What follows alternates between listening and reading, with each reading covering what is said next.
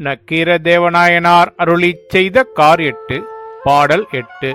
காந்தல் மலர கமழ்கொன்றை பொன்சொரிய பூந்தலவம் ஆரப் புகுந்தின்றே ஏந்தொழிசேர் அண்டம்போல் மீதிருண்ட ஆதியான் ஆய்மணிசேர் கண்டம்போல் மீதிருண்ட கார். இதன் பொருள், காந்தல் மலர மணமுள்ள கொன்றை மலர்ந்திருக்கும் காட்சி பொன் சொரிவதைப் போன்று காட்சியளிக்கும் என்கின்றார்.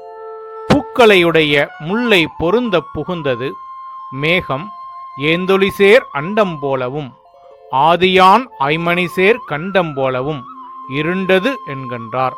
நக்கீரதேவநாயனார் அருளிச் செய்த கார் 8 நிறைவு பெற்றது. நக்கீரதேவநாயனார் அருளிச் செய்த கார் 8 பதிகத்தை இந்த கடும் கோடையிலும் சொல்ல புகுந்த நாள் முதலாக ஆங்காங்கே மழை பொழிவதை காண முடிகின்றது.